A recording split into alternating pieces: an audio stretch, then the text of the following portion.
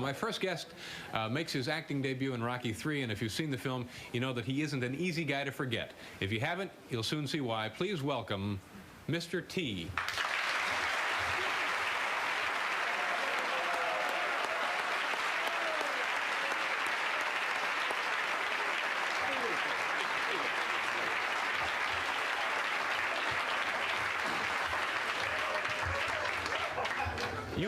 You make an impressive entrance. Before we get started, you were so frightening in that motion picture. Have you acted before, or was that just you we were watching there? Well, the character calls to be hungry, and I've been hungry all my life, so it wasn't a problem. That's why I wear these combat boots, because it's symbolic of my struggle. I'm born in the ghetto and raised on welfare, so that's what sort of the character was about. Yeah. A lot of people mistake him for being mean and hateful. He don't hate, he's just hungry. He's been pushed aside so long. Here he's the #1 challenger, and still he don't get a shot at the title, so that makes the guy mad. Yeah. So that's where I've been lost a lot of jobs and things like that. What kind of jobs were you like secretarial work, I'm guessing, is out. That's you don't. I just a joke. Yeah. Now that's why I'm squeezing this ball, you know, because so I won't get too mad. I was mad last week. I was supposed to come on, and I'm a very impatient guy. You know, a lot of things I could be doing. So I come here. I said, so in case he get to telling them corny jokes, I'm gonna squeeze this ball. If I squeeze the ball too many times, if you see me squeeze the ball over 10 times, that means cut the jokes. I done squared about 6 times already. Oh, shit. 6. We're up to 6, so we have 6 over here. Now, you're just, let's explain what happened last week. You were scheduled to be on the show, and we ran out of time. I know what it was the elevator races. Right, that really made me mad. Really? Were you actually angry about that? Oh, I'm very mad. So I'm a man, I believe in, see like this tattoo on my arm, TCB, I believe in taking care of business. I came here to do the show. Mr. T do not like to wait for nothing. Yeah. And nobody. Well, let me just apologize for any inconvenience, and we're glad to you didn't squeeze it again, did you? That's 8 times. You got 2 more times. 8 times. It's okay.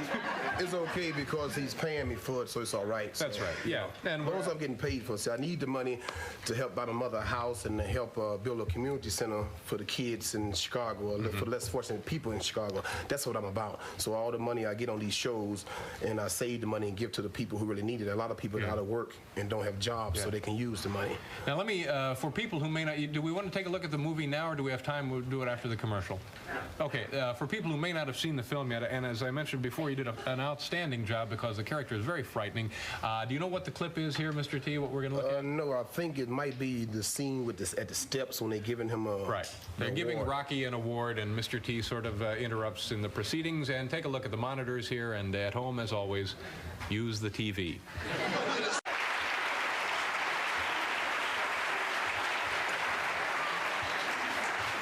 Very impressive. Now, we have just a brief amount of time. We're going to go away for a commercial. We'll be back, and I want to talk about your name. First of all, is that your real name? Well, if Pope John Paul II was to come here, would you ask him what his real name was? Well, but you have to admit, it's an interesting name, Mr. T. Right, well, I changed it because I wasn't given respect before. You know, people have a tendency to always constantly call a man boy. For what reason, I don't know why, you know, so I changed my name to Mr. T, so the first word out of everybody's mouth be Mr. That's a sign of respect. Now, do you have a first name? First name is Mr. My middle name is that period. My last name is the T.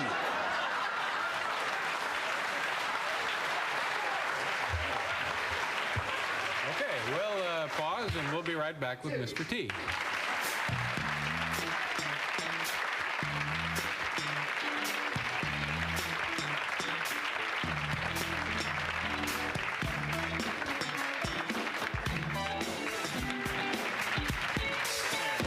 Welcome back to the show. Mr. T is with us, and you mentioned before that this was your first acting part, and you don't really consider yourself to be an actor now, do you? Right, I'm glad you brought that up. You know, a lot of people, they sort of get offended because I don't sign autographs, and let me explain to everybody. I consider myself a bodyguard. I'm a full-time bodyguard and a part-time actor. Bodyguard, and I feel my self-worth. I like protecting people. I know I can make more money in the movies, but there's something special about bodyguarding, and therefore that's why I don't sign autographs. I might be somewhere protecting somebody, and somebody run up to me asking me for the autograph, they might get killed. So I don't want them involved with that. Says the truth. Yeah. Who are some of the people that you are currently guarding? Well, or your most recent client? You know. Yes, you do. I do? Yeah. Oh. I mean, the reason why I say that you can't because no, it's understood. Everybody just about in the world know who I've been protecting, but I don't like to keep throwing all them big names around because everybody I protect is important. I've protected welfare, mothers, children, people who couldn't even afford my salary. So I get tired of throwing around the big name people I protect. Everybody I protect are special and famous to me because their life is something special. Now, before you got into bodyguarding, you worked as a bouncer in some clubs in Chicago? I'm glad you brought that up. I worked on the door. There's a difference between a bouncer and a doorman. A bouncer is the type of guy, he really gets off on physically putting his hand on people. I don't. Yeah. I consider myself a security specialist at the door. That's different, you know. Security specialist. Have you ever had to rough somebody up though? I mean, you try and reason with them first, right? No, I'm like I said, I don't try to put a lot of emphasis on roughing people up and things like that. If I get a guy out peacefully, I've done my job. I don't like putting my hands on nobody because I don't like nobody putting their hands on me.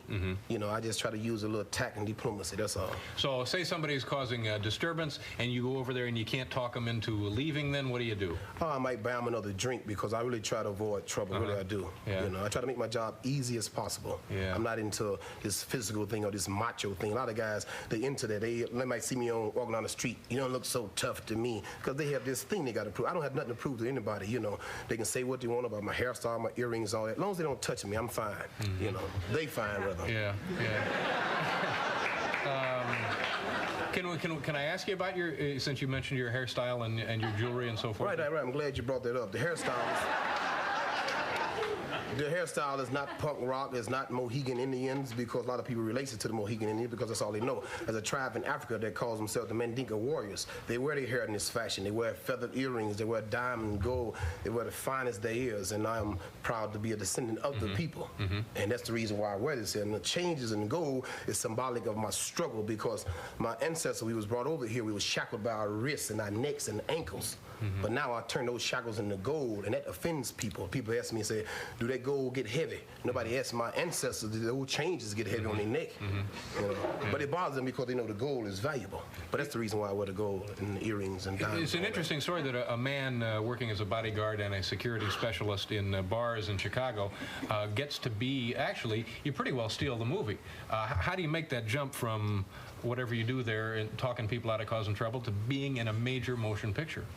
Just being hungry, you know what you want to do. And first of all, I'm so thankful to God that I had the opportunity. And I am successful because I believe in God and God is in my life. That's why I'm successful. I'm not bad, I'm not tough, I'm not rough, I'm not nothing. I'm just thankful to God. That's why I'm successful. But it's being hungry. You got to be hungry. Then working with a guy like Sylvester Stallone, he's a perfectionist. But how did you get the job? I mean, there's plenty of hungry folks here, but... Yeah, well, you got to be, you know, when it was being talented. See what it is. See, I knew I could act a long time ago. When I was in first grade, my teacher used to always tell me, why don't you stop acting the fool, stop acting the clown. So if I knew if I could act the fool and act the clown, I can act anything, you know what I mean? Sure. And I've been acting all my life. It's just that now people begin to pay me for it. Yeah. And pay they do. Definitely. All right.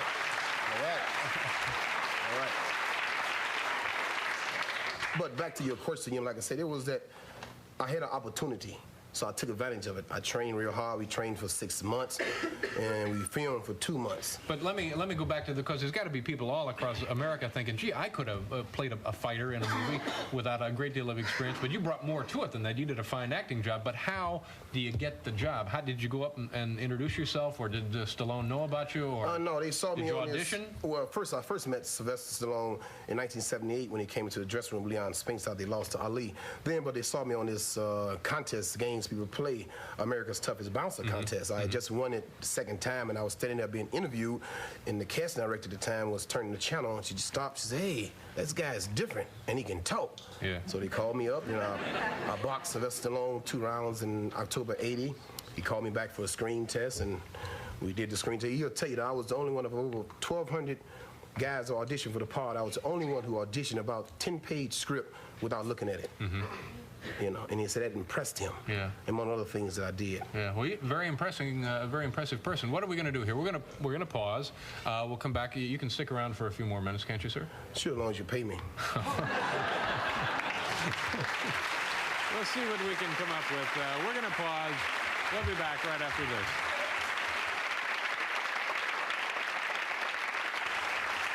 Mighty impressive. Thank you, gentlemen. Welcome back to the show. Ron Howard will be joining us. This, of course, is Mr. T from the motion picture Rocky III. We have time for just a couple of quick questions. I know you mentioned that you're making your living as a bodyguard now, and but if somebody came up with another movie part, you'd certainly take that, wouldn't you? Well, yeah, it's got to be the right parts. You know, been too many. I don't get involved in no black exploitation movies, no dope dealing movies, no pimp roles, things like that. And I tell them if they want me in other movies, give me the type of roles that you give Charleston Heston. Give me a Moses part in the Red Sea and the Ten Commandments. Give me a Ben-Hur, because I am talented enough to play them type of roles. So I just won't get involved with just no trashy stuff. Have you been offered some pretty good things, or are you looking at things? Well, I'm taking my time. I'm want to have control of my destiny. They bring me a lot of things, but I'm not really, you know. Do you have an agent, a manager, and so forth now? Believe it or not, really I don't, because a long time ago they told me, said, Mr. T, you ain't hot enough. We don't only take stars, so I tell them I'm too hot for them now. And you have a book that you've written? Right, well, I'm playing with publishers now because, again, a long time ago they said, we don't want to hear no book about you. Now everybody come, oh, you still got that book? We want it now. The book is called Mr. T, the Bodyguard, and I go in detail in explaining why that I am the best bodyguard there is, and explaining why I'm the best is because that I consider myself a kamikaze pilot when it comes to bodyguarding. They were dedicated to their country. I'm dedicated to my client. If there's a gun in the room, I will take the bullet. If there's a knife, I will be stabbed. So I don't fear death. That's the reason why I'm the best. And in my book, I go into detail and explain all that. And also I explain that everybody needs a bodyguard, whether you can afford one or not. Because all the time a crime is committed, it has nothing to do with money. There might be people that just don't like you for whatever reason. A lot of people out there don't like me. I deal with that. You know. Now, do you need a bodyguard, do you think? God protects me. That's why I don't fear nothing or worry or hate or whatever. You know. It's a fascinating way to make a living, and I hope you get another really good part that you're interested in doing. And thank you for being here, and I'm sorry about the mix-up last week. We're okay now, aren't we? No, that's okay, because, you know, you said we're going to pay me for it, so it's all right. Yeah, okay. Mr. T, ladies and gentlemen. Thank you very much, sir. Nice meeting you.